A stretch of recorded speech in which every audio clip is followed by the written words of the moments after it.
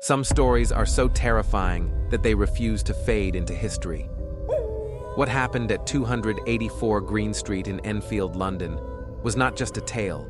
It was a nightmare, lived by a family, witnessed by police, and recorded by investigators. But the question remains, was it real? August 1977.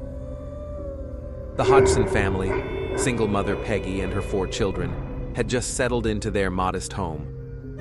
The night was silent until an unnatural knocking echoed through the walls.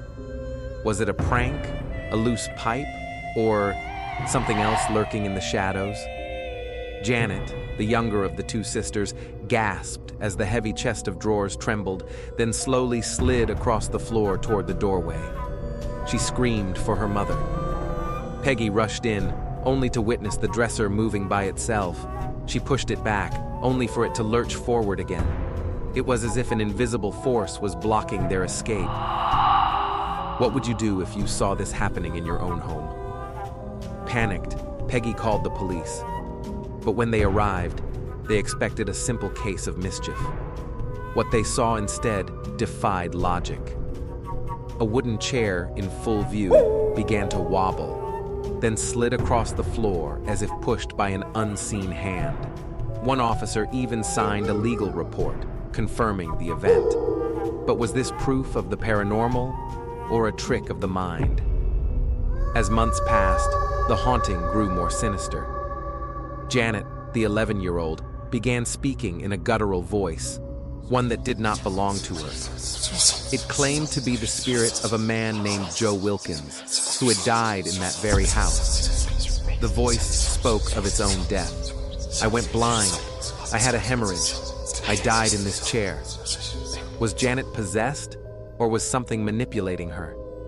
The nightmare reached its peak when Janet was seen levitating in her bedroom, her body suspended in the air as if lifted by invisible hands. Neighbors, reporters, and even paranormal investigators documented the event. Skeptics argued that she was faking it. But can an 11-year-old defy gravity? Paranormal experts Maurice Grosse and Guy Lyon Playfair spent months investigating the case, recording eerie voices and strange movements. Some researchers believed Janet had mastered ventriloquism. Others thought it was an elaborate hoax. But if so, how did heavy furniture move on its own? How did so many witnesses report the same terrifying events? After nearly 2 years of terror, the disturbances gradually faded. The family moved on, but the house remained a chilling reminder of what once happened there. To this day, skeptics and believers still debate the truth of the Enfield poltergeist. But one question lingers. If you were in that house, would you believe your own eyes? Some mysteries remain unsolved, some horrors never fully explained. Do you believe in the supernatural? Or do you think there's a rational explanation for what happened in Enfield? Let us know in the comments. If you dare,